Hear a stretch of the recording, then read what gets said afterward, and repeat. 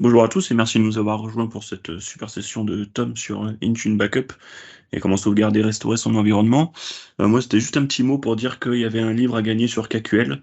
J'ai mis le lien dans la conversation, donc pour le gagner, il suffit de liker le post et puis après, il y aura un tirage au sort mardi prochain.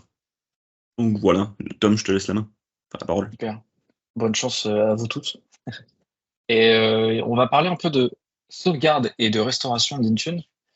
L'idée, on va décrire un peu cet outil-là. C'est un sujet qui est intéressant parce que il n'y a pas de corbeille dans Intune, ça paraît tout bête, mais supprimez quelque chose d'Intune et vous verrez que ce sera difficile de retrouver la trace de ce qui a été supprimé. Alors, dans les audit logs, vous allez pouvoir comprendre qui a fait quoi, est-ce que quelqu'un et quand la personne a supprimé votre profil de configuration préféré ou votre ring Windows Update ou même votre stop tag ou votre rôle. L'idée ici, c'est d'avoir une sauvegarde de tout ce que vous déployez sur Intune. À peu près tout, on verra qu'est-ce qui est sauvegardable et qu'est-ce qui ne l'est pas. Et pouvoir l'avoir quelque part et pouvoir l'utiliser afin de restaurer ce qui a été supprimé. Ça peut aussi servir dans le cadre de migration de tenante à tenante. On verra comment tout ça s'articule. Un petit mot sur moi, je travaille donc dans le Modern Workplace autour des devices, autour des mobiles et des workstations. J'ai beaucoup aussi bossé sur des sujets d'automatisation avec les clients avec qui je travaille. Je travaille avec des clients dans la banque, dans le service, l'énergie et la construction. C'était à peu près les contextes dans lesquels j'ai bossé. Et puis, vous pouvez me retrouver sur différents réseaux, que ce soit sur Twitter ou sur LinkedIn, c'est aussi possible. Sans problème, je serai totalement dispo pour en parler davantage de cette session-là. Là, on va avoir une petite heure ensemble, mais si vous avez d'autres questions, carrément avec plaisir. Et c'était la dernière slide de cette présentation, puisque j'avais plutôt envie de montrer l'outil, à quoi il ressemble et comment on l'utilise. Donc, on va oublier le PowerPoint et plutôt aller sur la démo. Donc, pour ce qui est du diapo, on en a terminé, assez rapide sur ce diapo-là. Pour ce qui est je vais prendre le lien dans le chat et je vais vous l'envoyer. C'est un outil donc, qui a été développé par un MVP qui s'appelle Andrew Taylor, que vous avez peut-être rencontré au Summit, à différents summits. Il était présent au Summit de France, c'était en septembre. J'étais un petit peu perdu dans la temporalité, mais je crois que c'était aux alentours de septembre. Qui était à Paris au campus Microsoft. C'était le même summit, qui d'ailleurs a son autre édition en avril prochain. Donc un outil qui a été extrêmement développé par Andrew Taylor. Les premières lignes n'ont pas été écrites par lui. Il a amélioré quelque chose qui existait déjà, mais il a rendu l'outil tel qu'il est aujourd'hui. Un outil qui est viable en production, que j'ai mis en œuvre chez deux clients différents. Euh, Ils l'ont implémenté de manière différente. On verra comment on peut l'implémenter. Je vous ai envoyé le lien. Je vous invite à aller, aller, explorer ce qu'il en est. Euh, voilà pour ce qui est je dirais, du contexte un petit peu de cet outil-là. On va aller sur le script en lui-même, puisque l'outil est un script PowerShell. Donc, on va pas aller ligne par ligne, parce que ligne par ligne, on est à un script on est à bien 5-6 000 lignes facile. On va pas y aller ligne par ligne, on va en highlighter une dizaine, je pense, dans ce script-là. Et on va l'exécuter aussi pour voir qu'est-ce que ça fait et comment c'est viable en production, tout ça. Ça, c'est pour l'outil. Petit aparté aussi, je vais exécuter ce script sur mon tenant de test. Et dans mon tenant de test, j'ai des profils de configuration. Donc, on est sur mon tenant de test avec votre MDM préféré, avec Intune. Et tout un tas dans mon tenant de test, tout un tas de configurations, des update rings, quelques scripts. Voilà, c'est un tenant de test, il n'y a rien de confidentiel. Voilà pour ce qui est du contexte dans lequel je suis. Ça, c'est un compte qui est global admin sur le tenant. Voilà pour l'outil. On va passer sur sur l'outil, évidemment, écrivez-moi hein, dans le chat ou démutez-vous avec plaisir. Puis je fais confiance à mes compères ninja pour relayer les questions, s'il y en a. Le script, avant de montrer ce qui se passe dans le script, je voulais vous montrer graphiquement une action qui résume très bien ce que fait le script en question de Andrew. Cette action-là, c'est l'export d'un profil de configuration. On peut le faire graphiquement depuis assez peu de temps. On peut le faire depuis... Je vais m'avancer sur la rentrée pour les premiers, mais on est dans cette fenêtre-là. En tout cas, c'est depuis assez peu de temps que l'on peut exporter certains profils de configuration, notamment et surtout ceux qui sont de type settings catalog. Tout ce qui est des templates, tout ce qui ne vient pas des settings catalog n'est pas exportable graphiquement. Donc ce que vous faites, c'est que c'est possible de le faire sur des profils individuels. On exporte le JSON et je télécharge le JSON et je le sauvegarde localement. C'est localement forcément pour des fins de restauration. Donc ça, c'est possible graphiquement sur les settings catalog et je peux aussi le faire l'inverse, c'est-à-dire restaurer à partir d'un JSON. Si je fais importer mon profil, évidemment, on est obligé de le faire avec un seul fichier, je veux dire. Si je prends mon JSON, donc ce JSON-là, c'est un profil qui va setter du BitLocker. C'était la sauvegarde du profil BitLocker que vous voyez tout en bas. Donc si je l'ouvre, on me demande le nom du nouveau profil. On va mettre Windows 10.11 BitLocker Policy. Restore. Là, on save.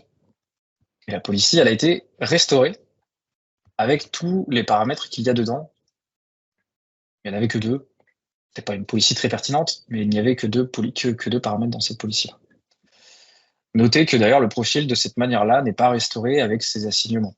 Pourtant, le profil, quand il a été créé, avait des assignements. Il y a une limitation du truc. Mais ça permet d'avoir tout de même le contenu du profil. C'est quand même appréciable que ça soit nativement possible pour les settings du settings catalog. Donc là, ce que je viens de montrer, c'était graphiquement. Mais ce qu'il faut comprendre, c'est que là, ce que je vais présenter, c'est un très bon résumé de ce qui va se passer. C'est-à-dire que je vais exporter en JSON ma configuration avec l'outil et pouvoir la réimporter avec ce même outil. Je viens de faire un résumé de ce qui va se passer en PowerShell. Je reviens sur mon script PowerShell. Donc, on est sur le script PowerShell. Il est dispo dans le PS Gallery. Donc, vous pouvez, avec un install script, le télécharger. Il est aussi disponible sur GitHub, sur le site que je vous ai envoyé. Il y a un lien qui permet de le télécharger. Donc, vous pouvez le récupérer directement depuis PS Gallery. Sinon. Ce script, donc, il s'appelle Intune Backup Restore avec interface graphique, puisqu'il y a une très belle interface graphique qui d'ailleurs a été mise à jour il n'y a pas si longtemps par Andrew. On va l'exécuter en graphique au tout début pour montrer qu'il est possible de l'exécuter manuellement. Et ensuite, on passera sur l'automatisation à la fin. Pour ce qui est de l'exécution manuelle, donc c'est le premier mode dans lequel il est utilisé. C'est quand nous, en tant qu'admin, on l'exécute manuellement pour exporter certaines confs et réimporter certaines confs. C'est quelque chose que l'on fait. Je vais vous montrer la partie du script qui est assez centrale. C'est ce automated qui est à no pour dire que c'est moi qui l'exécute moi-même et c'est pas de l'automatisation derrière. Donc, je vais le laisser à no pour cette exécution-là et ensuite je vais passer à yes pour vous montrer la différence. Donc là, on est sur une interface graphique qui va popper. Je reviens sur les paramètres du script puisque dans l'exécution manuelle, les paramètres du script sont importants plus que quand l'automatisation est à non. Voilà, les paramètres du script, ils sont là. Le script a donc 2 modes, automatisé ou pas automatisé. Ici, je ne suis pas en automatisé. L'outil peut être soit exécuter pour de la backup, donc pour exporter vos configurations et vos workloads de manière générale. Mais il peut être aussi utilisé dans l'autre sens pour restaurer. On va d'abord faire une backup et ensuite on va le restaurer. Où est-ce que vous le restaurez? L'outil propose 2 endroits de stocker vos sauvegardes, que ça soit sur un GitHub ou sur un repo Azure, dans Azure DevOps. Je travaille avec 2 clients, donc j'ai mis en place ça chez 2 clients. Les 2 utilisaient un repo DevOps. L'un des 2 a ensuite migré sur un GitHub, mais en fait, comme le repo Azure DevOps, c'est quelque chose qui commence à prendre un petit peu d'ampleur. C'est des outils qui souvent sont déjà là, parfois on n'en a pas conscience, mais ils sont là. Le GitHub d'entreprise, l'un des clients avec qui j'ai travaillé était en train d'en mettre un, donc ça avait du sens d'avoir ça sur GitHub en tout cas. Donc, l'outil propose 2 endroits. Je sais que Andrew travaille pour justement qu'il y ait plus de possibilités. D'ailleurs, il a pris le retour de pas mal de gens dans les summits pour savoir où est-ce que vous aimeriez avoir vos exports. Est-ce que dans un blob, est-ce que vous voulez presque localement, vous pouvez assez le faire facilement en modifiant 2-3 lignes. Mais voilà, il est à la recherche de preneurs. L'outil vit énormément, donc pas hésiter à proposer ces améliorations et à Andrew ou faire un fork de votre côté sans souci. Donc, sur un GitHub, là, la démo, elle sera sur mon GitHub à moi. J'ai mon GitHub qui est sur une autre fenêtre derrière. Je vais le montrer après. Voilà pour l'endroit où vous allez stocker vos backups. Le token est important également puisque c'est ce qui va donner vos droits, ce qui va vous donner le droit d'aller stocker vos exports sur le repo en question. De la même manière que quand vous allez restaurer, il va vous falloir les droits pour accéder à ce repo-là. Ce token est important. Le repo type, par défaut, on est sur du GitHub, ça peut être autre chose. Tenant ID également important, puisqu'il va bien falloir comprendre sur quelle tenante on va aller chercher les configs. Important. Ces deux paramètres-là, le client ID et le client secret, sont utiles quand vous allez automatiser la sauvegarde et la restauration. Quand vous n'êtes pas automatisé, on va me demander de m'authentifier avec un vrai compte, puisque selon le compte, vous allez voir que je ne vois pas les mêmes choses et c'est normal. Mais quand on passe dans l'automatisation, il n'y a plus de compte puisqu'on ne veut pas d'interactivité. Là, on a une application dans Azure que je vous montrerai et qui a bien les droits pour aller lire les configurations et écrire. J'y viendrai un peu à ce et où à la fin.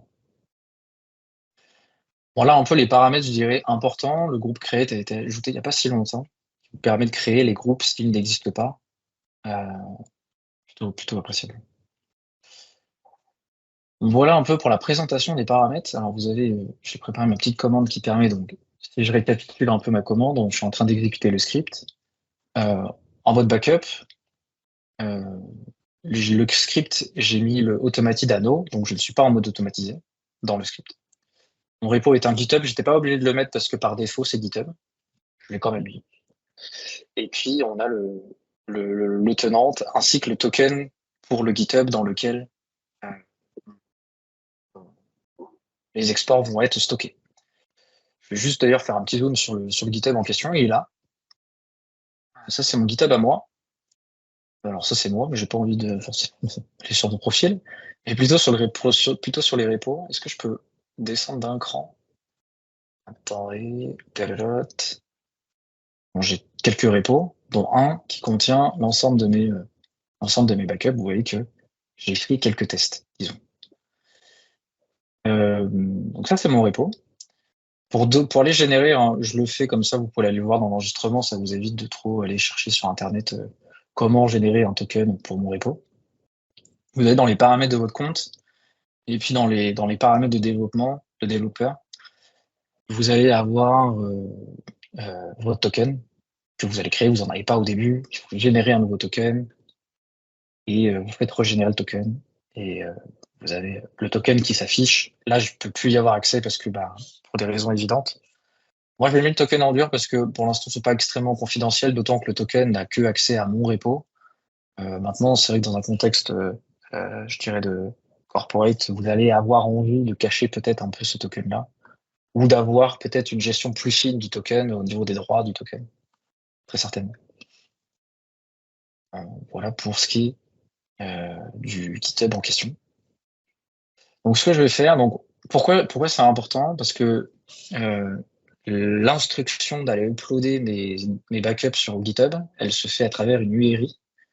Et cette URI, elle est construite avec le owner / suivi du repo. C'est pour ça que c'est important de mettre l'owner et le repo. C'est pas quelque chose qui est évident dans les premières exécutions. Tu dis, mais en fait, il va me le demander ou pas? Non, il faut le mettre en paramètre. C'est important. Ça permet au script de comprendre où est-ce qu'il doit aller mettre. On va pouvoir exécuter. Tac, impeccable. Donc ça, on est plutôt bien. Ça, c'était la première exec. Donc une backup. On est sur du GitHub. Et on est bon. Là, on me demande de m'authentifier. Alors c'est super important cette authentification, puisque selon le compte qui va être utilisé, vous n'allez pas avoir les mêmes choses. Mais de la même manière que quand vous allez vous connecter sur la console Intune, avec un compte, vous n'aurez pas accès aux mêmes choses. Je vais d'abord me connecter avec mon compte qui est Global Admin, mais un autre essai après avec l'admin 0 qui n'est pas du tout Global Admin, qui a juste des droits dans Intune. C'est exactement comme sur une console Intune finalement. Puis se connecte au tenant. Là, il est en train de récupérer tout ce à quoi j'ai accès dans Intune, on va dire ça comme ça. Et il y a une magnifique interface graphique qui évolue encore et qui va évoluer, qui vous aide à comprendre qu'est-ce que vous voulez sauvegarder dans Intune. Là, on trouve toutes les configs policy. Je vais retourner dans la console Intune. Je ne sais pas s'il y a un timeout de rester la fenêtre ouverte, on verra bien. Mais effectivement, si je vais dans ma console Intune, dans mes profils de conf, eh bien, j'ai du admin 0, admin 1, j'ai du BitLocker par-ci par-là. Et si je reviens donc dans mon export, je retrouve la même chose, admin 0, BitLocker, etc. Donc il y a plusieurs types de choses que je peux backuper. Tout n'est pas backupable à l'instant T, mais je sais que le développement est en cours et qu'il y a de plus en plus de choses chaque mois qu'on peut backuper. Il y a des limitations techniques, j'y viendrai, mais je vais passer sur ce qu'on peut backuper. On peut backuper donc profil de configuration, c'est assez facile parce que c'est essentiellement du JSON. Donc c'est plutôt tout n'est que JSON, mais les profils de configuration s'y prêtent plutôt bien. Les scripts de remédiation, super chouette de pouvoir backuper ça. La compliance, pareil. Profil autopilote, je sais qu'il y a aussi les filtres qui sont backupables. Backupable, je sais pas si c'est très beau, mais je viens de l'inventer. Vous avez les ESP. Vous avez les applications. Alors les applications, pas toutes les applications, mais essentiellement les applications dont il n'y a pas le binaire. Les Intune par exemple, sont très difficiles à backuper parce que le package n'est pas backupable. Je peux pas aller sauvegarder mon binaire puisqu'il est dans un CDN. On ne sait pas d'ailleurs lequel, mais il est dans un CDN. Je peux pas aller le sauvegarder quelque part. Alors, je sais qu'il existe une commande pour aller chercher son binaire directement depuis Intune. Elle n'est pas inscrite dans le script, mais pour des raisons, je pense, d'optimisation du script. Vous pouvez toujours le faire. Là, j'utilise un outil, mais si vous essayez d'exporter le JSON d'une application, vous allez pouvoir sauvegarder son enveloppe, on va dire, mais le binaire, lui, ne sera pas dans cette enveloppe-là. J'avais fait l'essai avec un client au tout début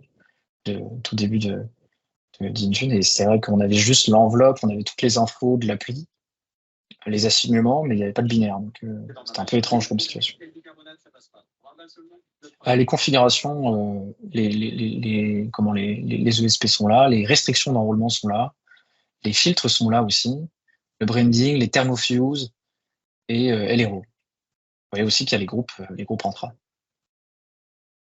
Voilà pour ce qui est de backup. Donc là, vous faites un peu vos courses. Vous pouvez très bien en choisir un, vous pouvez très bien en choisir plusieurs. À vous de voir ce que vous souhaitez backuper. Mais on rappelle qu'ici, on est dans une utilisation manuelle du script. On va backuper les restrictions sur le Mac et puis un profil Windows, tant qu'à faire. Cortana, Voilà, Cortana, c'est un profil Windows, ça. Parfait. On va faire OK. Il comprend que ce sont des policies. Il comprend. Donc, il me rappelle un peu son ID.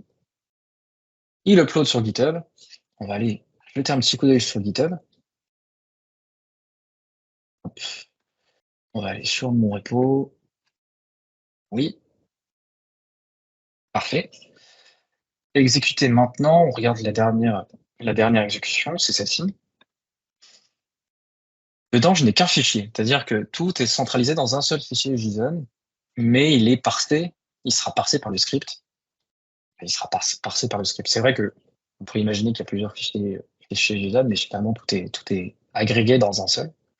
Mais tout est balisé pour que le script comprenne que ce sont des objets différents. Tout est centralisé dans un seul fichier backup. Et là, vous voyez tout ce que j'ai backupé, c'est-à-dire les restrictions macOS que j'ai fait tout à l'heure, la configuration Cortana, etc. Vous voyez aussi que je prends le Cortana, j'y trouve mes assignements, à la fois l'assignement, visiblement un assignement device, et ici un assignement user. Donc, l'outil backup également les assignements. Très chouette. J'y reviens sur mon outil. Mais cette fois-ci, on va l'utiliser pour restaurer quelque chose. Je vais modifier le backup en restore, qui est l'autre valeur possible de ce paramètre-là. Faisons un restore. Hop. On me demande de me connecter, même chose, parce que je suis en interactif, donc nécessaire de s'authentifier. Et parce que le jeton a été fourni dans le script, le jeton de GitHub, l'interface me communique les backups que j'ai sur mon repo et me laisse choisir sur quel backup j'ai envie d'aller, quel backup j'ai envie d'aller chercher. Alors, le script est plutôt bien foutu parce que il vous montre par ordre chronologique les backups. Vous n'allez pas trouver des ID ou je ne sais quoi. Prenez le premier ou le dernier, justement, pour avoir la plus récente. Hop, on va aller sur OK. Et on me propose de backuper mon admin 0. On va aller backuper l'admin 0. Est-ce que je vais restaurer les assignements? Alors ça, c'est une question qui est intéressante parce que on n'est pas obligé de le faire. On a envie de le faire, oui, parce qu'on est dans le même tenant. Mais si on nous pose la question, c'est parce que là, on est dans le même tenant, donc c'est assez facile. Les groupes existent dans le même tenant. J'ai sauvegardé une config, elle était ciblée sur des groupes. Je suis dans le même tenant, donc la restauration pourra s'assigner sur les mêmes groupes, il n'y a pas de souci. Mais dans le cadre d'une migration de tenante à tenante, si vous essayez de restaurer ça avec des groupes très précis, avec des ID très précis, et vous essayez de restaurer ça dans un autre tenante, essayez de restaurer une configuration sur des groupes qui n'existent plus, l'interface va vous laisser croire que ça a marché, mais en fait, vous aurez un groupe not found dès que vous allez ouvrir l'assignement. Ce qui est normal, puisqu'en fait, l'ID n'existe pas dans ce nouveau tenant-là. Je sais qu'il y a une correspondance avec les noms qui peut exister. Si vous avez les mêmes noms, le nom du groupe peut être le même que l'autre tenante. Je sais qu'il peut y avoir une corrélation parfois. Mais derrière, c'est des ID qui fonctionnent. C'est pour ça que la question est importante. Est-ce que vraiment vous voulez restaurer vos assignements? En disant oui, puisqu'on est dans la même tenante, donc tant qu'à faire, faisons ça. Et là, la restauration vient visiblement d'être faite. On va aller vérifier dans mon tenante si. Alors, c'était une restriction macOS, donc on va aller dans macOS. Du coup, on est le 21-12, donc c'était celle-ci. 21-12, comment je le sais? Parce que non seulement elle a été modifiée le 21-12 aujourd'hui, mais en plus, elle l'est dans le nom. Alors, vous n'êtes pas obligé de modifier le nom. L'outil est bien foutu parce que il vous le met par défaut et il vous propose ça. Et vous pouvez très bien dire dans le script, je ne veux pas que tu changes de nom. Garde le même nom que celui que tu as sauvegardé. Et si vous voulez pas changer le nom, il n'y a plus qu'à mettre le petit nom ici. Donc ça dit à l'outil, en fait, ne rajoute pas restore parce que je suis dans une migration de tenante à tenante. J'ai pas envie qu'il y ait restore sur tous mes profils, quoi. Ça sera un peu lourd à modifier. Donc, je fais le paramètre ici.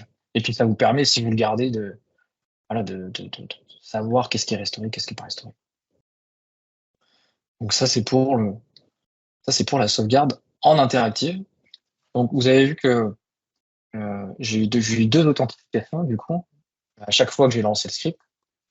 Et j'ai choisi mon compte GA, mon compte Global Admin. Là, je vais utiliser mon compte Admin 0, et donc un compte qui n'est pas GA.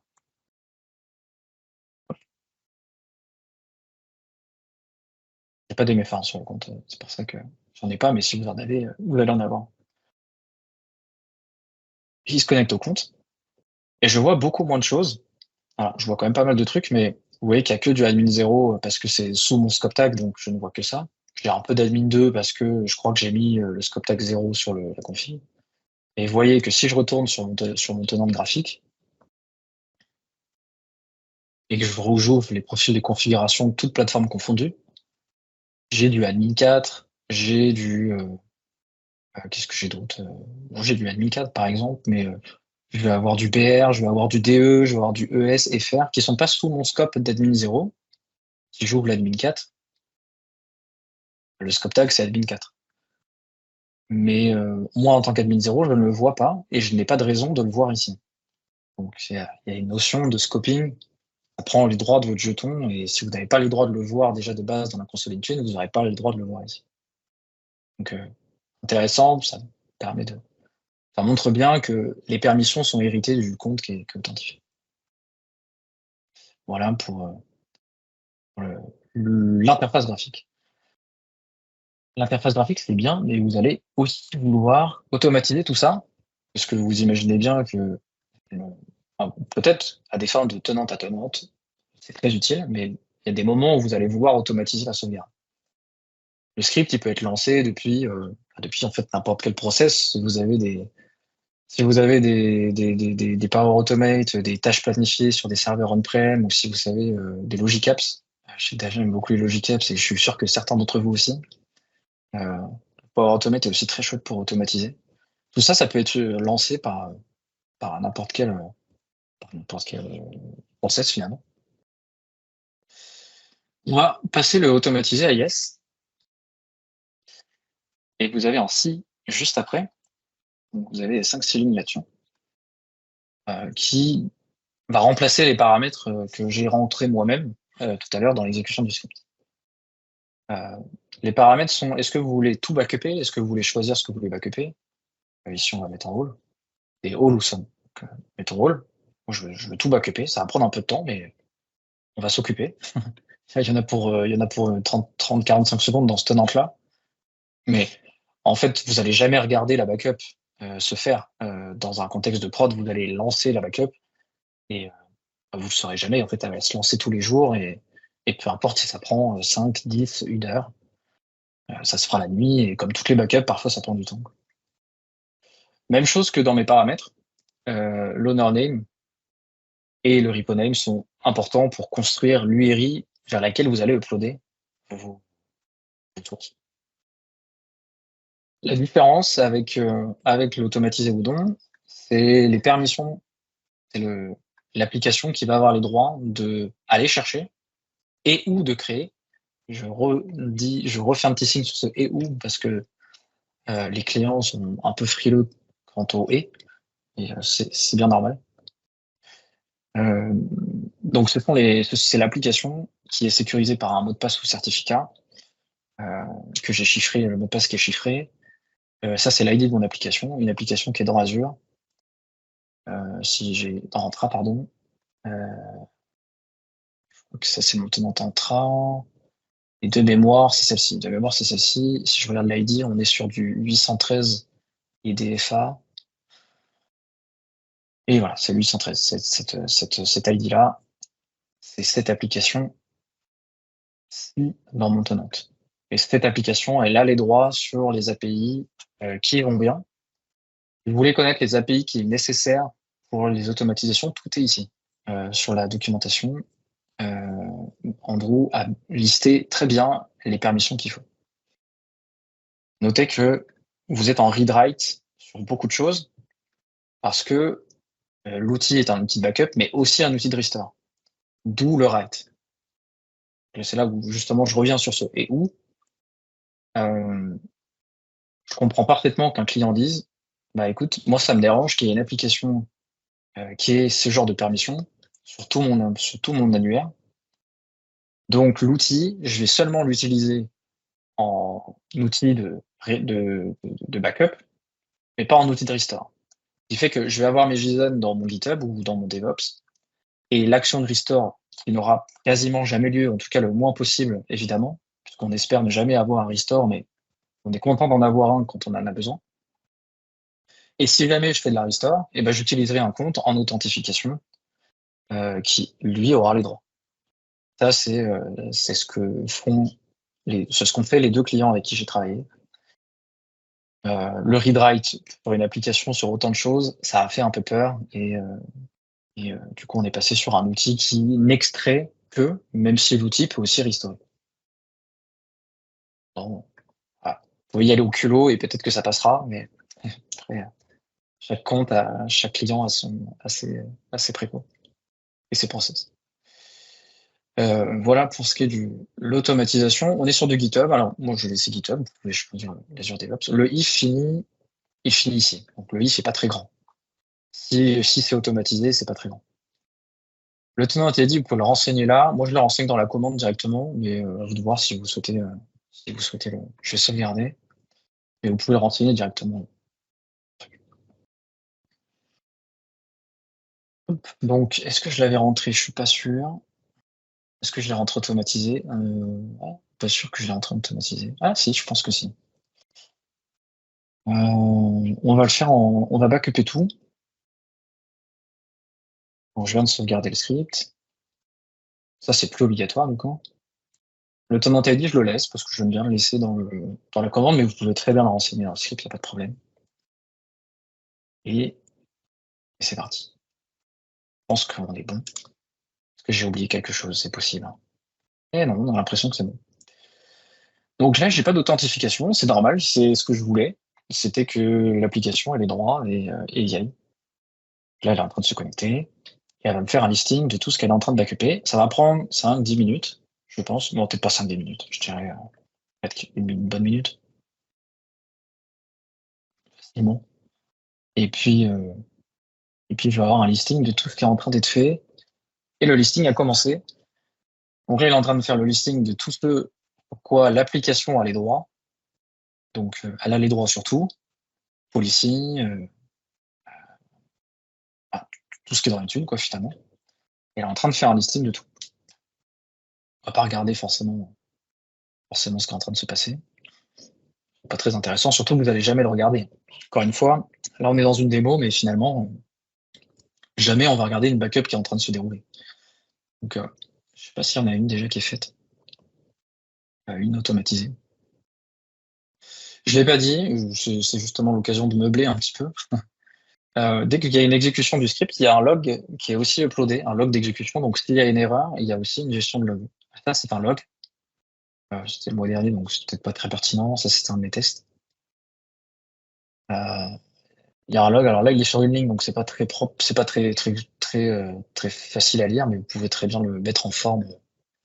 Donc, s'il y a une erreur ou si tout se passe bien, vous aurez toute l'information ici. Je sais pas si je peux avoir l'accès. Voilà. Hop. Ça, c'est le log qui a été uploadé. C'est un peu plus chouette à lire que sur GitHub directement. Mais c'est une erreur. J'avais une erreur sur un accès au bout d'un moment. Et je comprenais pas pourquoi, mais c'est qu'en fait, mon jeton n'était plus bon. Mon jeton GitHub était plus bon, donc il n'arrivait pas à uploader tout ça. Bon, j'ai réussi à comprendre. Et d'ailleurs, je l'ai vu parce que l'upload to GitHub, ça s'est arrêté là, en fait. Donc, j'ai l'explication du pourquoi, parce que le log a été généré. On est comment là sur les discussions? On est toujours en cours. Évidemment, si vous voulez pas backuper l'ensemble, vous pouvez fermer, enlever un droit ou deux à l'application. pouvez modifier le script en disant, vous pouvez aussi commenter toute une partie du script. Si vous voulez pas backuper les groupes Azure AD, ce que je comprends, vous pouvez simplement mettre en commentaire cette partie-là. C'est terminé. On va aller sur mon GitHub. GitHub, hop. Ouais, mais ça, c'est encore mon profil, ça. Ouais.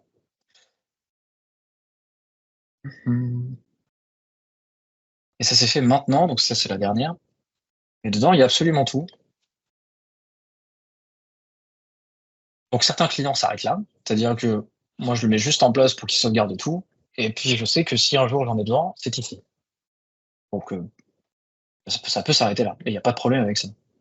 Moi, j'ai pas de souci avec le fait de juste backuper. Au moins, il y a la backup quelque part. Si votre tenant il crash, ou si vous êtes dans une, s'il y a un clic qui a été fait de travers, ou bien vous êtes dans une migration de tenante à tenante, parfait, vous avez les sources quelque part.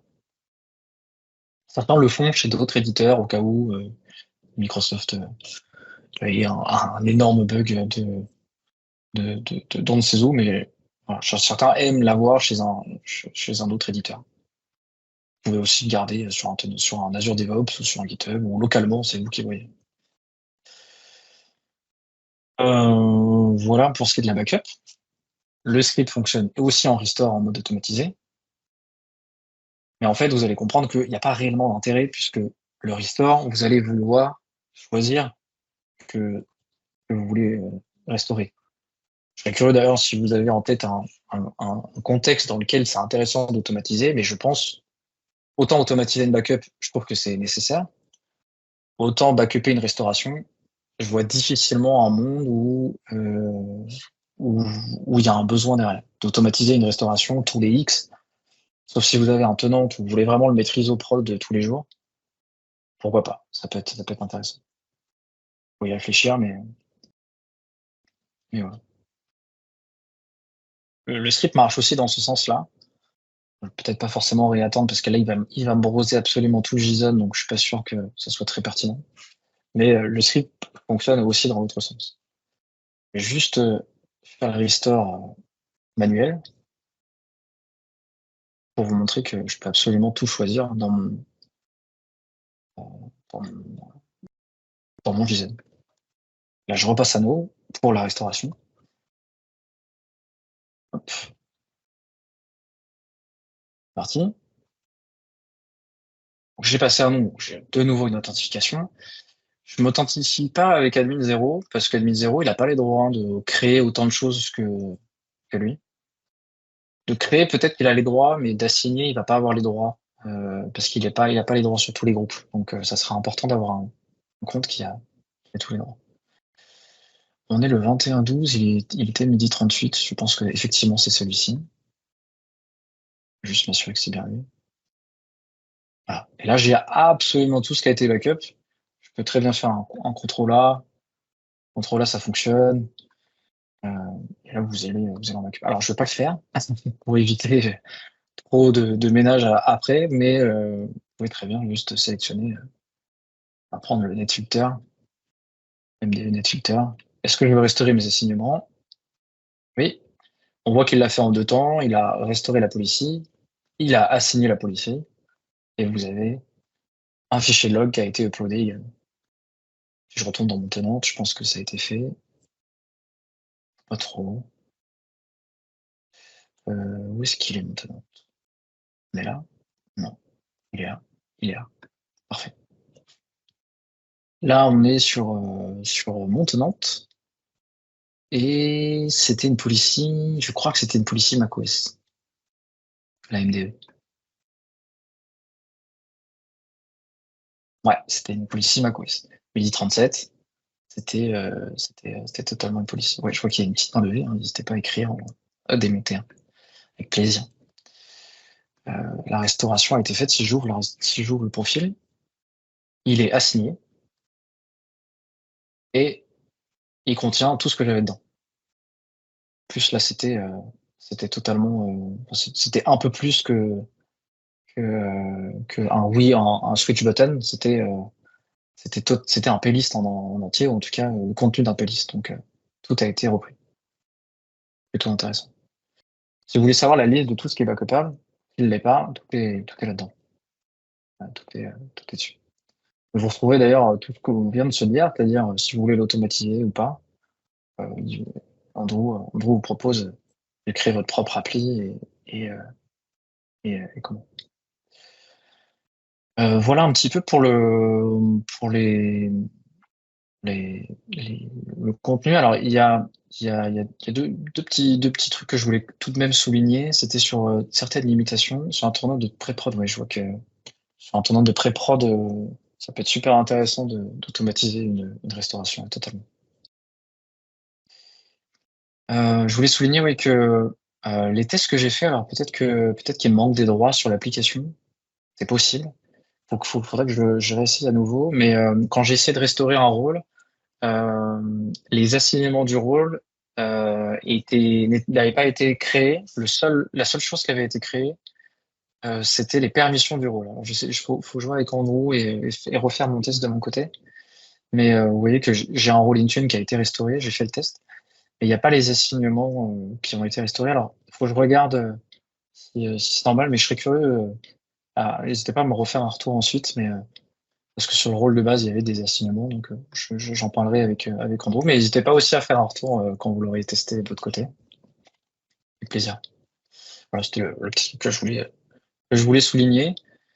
Et puis sur les applis, je vous ai montré les deux applis qui étaient backupées. C'était les deux applis Winget, pour la simple raison que c'est les seuls qui sont backupables, on va dire ça comme ça. Parce que c'est que de la metadata, finalement. Il n'y a pas de binaire, il y a pas de binaire dedans, pas de point Intune Win dedans, donc c'est que de la metadata ici. Et ça se fait très bien, parce que finalement, il y a juste l'URL qui est là. Il y a un package identifieur, et puis ensuite c'est parti, quoi. Voilà un peu pour ce que j'avais à dire. J'ai pas forcément davantage de points à aborder. De toute manière, tout le script est utilisable et adaptable. Je sais que des clients en font à leur sauce en ne backupant pas certaines parties, notamment les groupes. Souvent, en plus, dans Entra, maintenant, il y a une corbeille quand on a supprimé un objet. Donc, quelque part, la backup est plus si nécessaire, même si elle est intéressante. Je sais pas combien est le jour de rétention du groupe, faudrait que je regarde. Mais il y a une corbeille dans Entra, donc vous pouvez totalement backuper. C'est pas depuis très longtemps, mais il y en a une. Si je vais dans Entra, dans le niveau des groupes, vous avez les titres groupes ici, donc vous pouvez aller voir.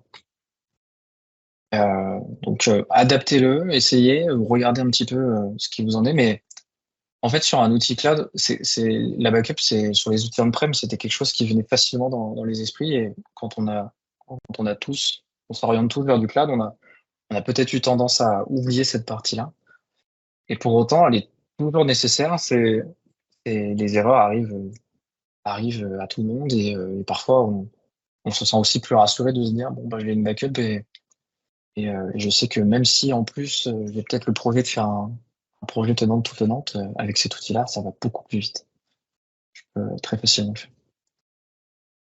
Voilà pour ce que j'en avais à dire. Et si vous voulez intervenir, j'ai fait tout pas en tout cas de mon côté. Je pense que j'arrive au bout de la session. Ouais, je crois qu'il y avait Fred qui avait une question. Ouais, dis-moi. Ouais, même deux questions. Je t'ai laissé parler du coup, Tom. Quand tu fais la restauration de ton setting Mac, là, supposons qu'il était déjà sur ton tenant. J'ai vu qu'il était horodaté, mais du coup, tu appliques des settings qui sont peut-être contradictoires sur les mêmes scopes, enfin sur les mêmes assignment group, etc. Comment ça va se comporter? Il faut prévoir de supprimer le setting existant, enfin le CSP existant avant de faire la restauration, ou comment? Enfin, j'imagine que vous avez déjà testé. Tout dépend de ton. En fait, je dirais que tu vas avoir le même comportement si tu crées toi-même un profil avec des settings contraires ou différents. Les deux profils vont s'appliquer puisqu'ils auront des ID différents, donc ce sont deux objets totalement différents. Et ils vont setter des choses potentiellement, effectivement, différentes. Après, tout dépend du contexte de restauration dans lequel tu es. Est-ce que tu es dans un contexte de restauration où l'ancien objet n'existe plus Du coup, tu n'as plus de conflit puisque le premier a disparu. Exactement, pas de problème. Effectivement, il y a peut-être un assessment à faire sur ton profil avant. Sur ton profil avant. Après, de toute manière, je sais que sur Windows, c'est le cas, mais si un même settings est paramétré par 2 configs, ça va être notifié dans ta console Intune te disant, bah oui, mais tu es en conflit avec tel profil. Ça, c'est quelque chose qui existe dans la console Intune. Là, l'outil n'a pas cette intelligence de dire, OK, mais fais attention parce que tu es en train de setter des mêmes paramètres qu'un autre profil. Et du coup, je t'avertis de ça. Et Intune a cette intelligence-là de t'avertir de conflit, mais l'Intune Backup te dit, OK, c'est 2 ID différents, moi je m'en fiche de savoir ce que fait l'ancien finalement. T'auras pas ça. Donc effectivement, bien être vigilant à ce que tu as déjà d'existant, parce que potentiellement, tu peux avoir des conflits potentiellement. Tout à fait. D'accord. Après, c'est plus une question de process, quoi. Finalement, quand Ouais, bien sûr. toi, tu as mis la solution techniquement chez tes clients, mais t'as pas forcément, c'est pas toi qui écris les process de attention, si tu fais une restauration, fais bien attention qu'il n'y ait pas de génération de conflits. Je dirais que l'utilisation de la resto, je l'ai cadré avec eux en disant, de toute façon, on n'utilise ça que quand un objet a été supprimé et ou modifié, mais ça veut dire qu'il faut que vous ayez un système de monitoring de qu'est-ce qui a été fait sur votre profil. Si effectivement vous avez eu l'info qu'il y a une info qu'il y a un settings qui a été modifié, là la backup va peut-être vous être utile, mais ça va pas faire un merge avec votre profil existant. Vous pouvez avoir les 2 CT en même temps et supprimer l'ancien dans la foulée. Là vraiment il y a 2 approches. Tu peux CT les 2 en même temps sur le même groupe et dans la foulée supprimer l'ancien. Attention à faire ça quand même parce qu'il y a peut-être un laps de temps où le poste va plus avoir de profil, tu vois. Ouais, si tu fais ça, et du coup, potentiellement, il perd son profil, tu vois ce que je veux dire. Donc, ça peut faire rien. Ok. Donc, tout dépend, je dirais, faire attention, je dirais plutôt au contexte dans lequel on utilise la resto. C'est pour ça que beaucoup ne font que de la sauvegarde. Et la resto peut être utile en cas de disaster ou en cas de quelqu'un qui a eu un peu les gros doigts ou qui a fait une petite gaffe, ça arrive. Et là, on a la backup. Là, c'est intéressant. Je dirais que tous utilisent, tous ceux avec qui j'ai travaillé, le troisième a voulu essayer, mais ils étaient plutôt partis sur des process internes et finalement, ils ont fait leur propre sauce. Tout à fait, et c'est tout à fait entendable. Donc, effectivement, là, je l'ai fait avec l'outil Intune Backup, mais faites un get sur un profil en PowerShell, exporté en JSON, ça fait la même chose. C'est juste que là, l'outil est plutôt bien pensé parce qu'il fait restauration, export, il y a l'interface graphique. Vous pouvez le modifier, vous pouvez totalement modifier, uploader des fichiers quelque part. Un peu plus qu'un export JSON, mais un export JSON, vous pouvez le faire facilement finalement. Avec un appel get sur vos profils, convertir en JSON, ça fait la même chose. Tout à fait. Okay. Tu avais une deuxième question, Frédéric? Ouais, j'avais une deuxième question. J'ai l'impression qu'il faut aussi avoir une naming convention assez béton parce que quand tu fais tes restaurations, là, ton interface graphique, j'ai l'impression qu'il t'affiche que le champ, le name ou je sais pas comment c'est, je me souviens plus du nom du truc. Supposons que tu sois un peu laxiste, on va dire, sur tes conventions de nommage et que tes settings entre les Mac et Windows, ils portent un petit peu le même nom. Parce que je vois, toi, je vois que tu es assez rigoureux avec tes admin 0, admin 1, etc. Mais ce n'est pas forcément le cas dans toutes les sociétés. Est-ce qu'il n'y a pas possibilité d'avoir un autre champ qui nous dit que c'est un client settings de type Mac ou de type Windows ou de type Chromebook ou que sais-je, tu vois. Quand tu vas faire... C'est intéressant. La question est intéressante, mais en fait, je dirais que c'est pas un outil, c'est pas une limitation de l'outil en question. En fait, c'est une limite, c'est même pas une limitation, c'est juste la manière dont est construit l'API. Là, je suis sur Graph Explorer pour te montrer qu'en fait, toutes les configurations, elles sont sur la même API. T'as pas de différenciation de plateforme. On a une ici dans l'OData type, mais dans l'API, même tout est dessus. Alors, je sais, c'est une très bonne transition. Je sais qu'Andrew m'a justement DM quand il a su qu'on allait en parler entre Ninja, qu'il y a dans la prochaine version une différenciation, une colonne sur la plateforme que c'est. Donc, il y aura une colonne plateforme. Et la difficulté de pourquoi il n'y en a pas eu jusque-là, c'est parce qu'on est sur la même API pour tout type de plateforme. Là, je suis sûr, et on le voit assez bien graphiquement avec Graph Explorer. Je sais pas si je peux fermer directement, parce que là, ça va être un peu long. Parce que, ouais, alors, ça va être un peu long. Value. Ça, c'est le Windows 10 configuration, Windows 10 configuration. Là, je suis sur une macOS configuration. Mais je le sais uniquement parce qu'il y a l'OData type. Mais tu vois que le Windows et les macOS sont sous la même API. C'était là la difficulté du départ, c'est que tout était sur la même API. Je sais qu'il y a un travail qui est fait et qui est sur le point d'être réalisé sur une prochaine version d'avoir la différenciation. Donc l'outil vit de toute façon énormément, mais c'était une demande d'avoir la différenciation par plateforme. C'est vrai que de toute manière, la convention de nommage reste quand même importante, mais ça n'enlève rien au besoin effectivement d'avoir une config. Ouais, c'est ça. Là où j'en venais, parce que moi, j'ai fait aussi quelques boîtes aussi, et qui Ouais. n'ont pas tendance toujours à pratiquer Ouais. beaucoup une convention de nommage un peu rigoureuse.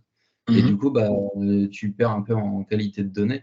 Et là, on parlait par exemple des OS, mais supposons que je veuille faire des restaurations que de mes scripts, par exemple. Mhm. Est-ce que tu vois comment on fait pour distinguer que c'est un truc de type script plutôt qu'un CSP, plutôt que, je sais pas, je me souviens plus, j'ai pas regardé, je vais pas te mentir, mais il y a plein d'items dans la console, donc du coup, tu vois, est-ce que tu pourrais te dire, ah bah tiens, moi j'ai envie de restaurer que mes CSP Windows. Est-ce que tu vois, je pense que c'est pas. Sur tes CSP Windows, tu vas pas avoir cette différenciation-là. Sur CSP, template, etc. Ah, mais par contre, tu as Toi, les types, ouais. C'est ça que j'avais pas bien vu. Parce que, ouais, c'est ça, tu as les types. Tu as quand même les types qui sont donc, intéressants. ouais. Tu peux faire des filtres sur tes filtres. Si tu veux un filtre sur ton type, tu peux quand même avoir, tu vois, là, moi, ce qui m'intéresse, c'est juste les proactive remédiation. Là, j'ai toutes mes Ouais. proactive remédiation, tu vois. Ça va. Il y a un petit Ouais, outil de recherche là-dessus. Ça, c'est ouais, intéressant. ça, c'est déjà Après, top. Ça, c'est ouais, déjà pas mal. c'est déjà très chouette. Après, tu vois, dans un type de config, tu parlais de CSP custom et ou template et ou settings catalogue. Ça, je j'ai pas connaissance qu'il y ait même un développement là-dessus. En tout cas, c'est un bon retour aussi. Ça permet de voir qu'il y a un besoin aussi de consolider l'interface graphique. Et après, effectivement, ça demande aussi une connaissance du parc. Celui qui fait ça a une connaissance du parc et a aussi une connaissance de ce qui est déployé. Donc c'est pas à mettre aussi entre les mains entre les mains de tous et surtout des personnes qui ont la visibilité transverse de l'environnement. Mais il y a ce filtre-là qui correspond à ce que tu demandes. Au niveau des configs, si je regarde les configs, on est, on est, il y a config policy et tout ce qui est les enrôlements, tout ce qui est des restrictions d'enrôlement, ça fonctionne aussi. Le SP aussi, évidemment. Ouais, je l'avais pas vu au début, mais ouais, effectivement, c'est déjà une. Ouais, c'est déjà pas mal. Tu peux filtrer sur les 4 champs que tu vois ici, et bientôt il y aura effectivement des trucs d'OS et en tout cas il y a de quoi faire. Après, je dirais que quelque chose qui peut se rajouter aussi, alors pas forcément pour le rajouter dans l'interface graphique, mais si tu veux avoir la différenciation, ça peut se modifier dans le script directement. Là, ça demande peut-être un petit peu de mettre les mains dans le moteur, on va dire. Mais si tu regardes où est-ce qu'est trié, je dirais, les types, tu pourrais très bien dire que type est égal à low data type if il y a Mac dedans, c'est un Mac. Et y aller comme ça, mais ça demande de mettre les mains un petit peu dans le moteur. Et puis, c'est vrai c'est quand même un sacré morceau. Donc, je comprends que ça soit pas forcément tâcheux, d'où l'interface graphique d'ailleurs, qui permet quelle que soit la connaissance, je dirais, du PowerShell et des fonctions et de tout ce qui en découle, pouvoir graphiquement pouvoir restaurer et sauvegarder. Et du coup, Voilà je un suis peu. désolé, encore une troisième question, je vais Ouais, truster avec plaisir. pour les autres. Tu parlais d'un token là, sur ton GitHub, par exemple, et Ouais, donc ton token, il arrive à expiration à un moment donné, mais tes ouais, logs, tout ils à sont fait. sur le GitHub. Ils sont sur le GitHub. Alors, quand ton token, il a expiré dans ton GitHub, comment tu vois? Parce que, je sais pas, Alors, c'est pas mal. L'équipe a changé, ou je sais pas, ils n'étaient pas au courant qu'il y avait que c'était. Que tu avais une expiration sur le truc, comme on peut le voir facilement, ça? Si tu essaies de backuper, backuper sur un GitHub qui est plus accessible, par exemple, ou sur un alors, Azure. le log est exécuté et sauvegardé à deux endroits. C'est-à-dire que tu as à la fois le log qui est uploadé, d'accord? Total. Ok, Mais très bien. tu as aussi un log. Alors là, je suis sur un Windows. Si je l'ouvre avec l'Explorer, il est aussi localement ici. Tu as les deux endroits à partir de la machine où c'est exécuté. Après, tu peux très bien dire dans ton... tu vois, imaginons que tu l'exécutes avec du Power Automate ou une pipeline DevOps. Tu peux très bien dire que ce log, il est créé dans un autre endroit, totalement. Tu peux totalement dire dans le script, il faudra aller modifier le chemin du log. Et ça se fait. Un client l'a fait, l'a mis sur, non pas sur un GitHub d'entreprise, mais il voulait faire à la fois le script quelque part, à la fois le script, à la fois l'export quelque part, et à la fois le log dans un autre endroit. Pour éviter justement bah oui, mais en fait, c'est con d'avoir mon log au même endroit où potentiellement ça va péter, quoi. C'est autant avoir le log quelque part d'autre. Donc tu l'as localement si tu l'exécutes sur Windows, mais tu peux l'avoir aussi sur d'autres endroits. Voilà pour le log. Bon, j'ai fait quelques tests, mais le log est assez parlant. Merci. Ça donne pas mal d'infos sur d'où c'est exécuté, qui l'a exécuté, et puis qu'est-ce qui s'est passé. Voilà. N'hésitez pas à en faire un retour. Je vous invite à le tester, que ce soit même Andrew ou moi-même. Moi, je serais ravi de faire le passeur s'il y a besoin, mais moi, je serais, en tout cas, n'hésitez pas à même faire le test sur votre tenant perso. En tout cas, je trouve que c'est une bonne valeur ajoutée dans un tenant de pouvoir avoir de la sauvegarde. Je trouve que on ne sait jamais quand est-ce que ça arrive. On n'en a jamais besoin jusqu'au jour où on en a besoin. Et on est content d'avoir les exports sous la main de temps en temps. Donc, bonne valeur ajoutée, je trouve, avec nos clients, avec les boîtes avec qui on travaille. Même sur un tenant perso, c'est plutôt cool. Voilà, j'en ai fini pour présentation, même s'il y a des questions qui vous reviennent après, moi je suis dispo sur LinkedIn, même sur les Ninja, faut pas hésiter. Je serais ravi d'en parler. C'est un sujet que j'aime beaucoup. Voilà pour la présentation. Je sais pas si Damien ou Mathieu, vous voulez le mot de fin ou. Non, c'était super ta session. Merci beaucoup. Écoute, c'est cool. Avec grand plaisir. Et puis bonne chance aux joueurs pour le livre. Et puis je sais pas si tu sais quand est-ce que tu annonces le gagnant, Damien, ou mardi prochain, oui. Le gagnant mardi du livre prochain. sur Ok, KQL. ça marche. Et la vidéo de la session d'aujourd'hui sera disponible vers 15h, je pense. Ça marche, trop bien. Très bien. Et ben merci à chacun d'être venu. Je sais que toujours particulier de venir entre midi et deux, donc je vous remercie. Et puis je vous dis à très bientôt. Puis écrivez-nous surtout sur LinkedIn. Un plaisir. Merci à tous et bonne fête. Merci, exactement. Bonne fête à tous. Bonne fin d'année. Bonne fête également. Merci Tom. Avec plaisir.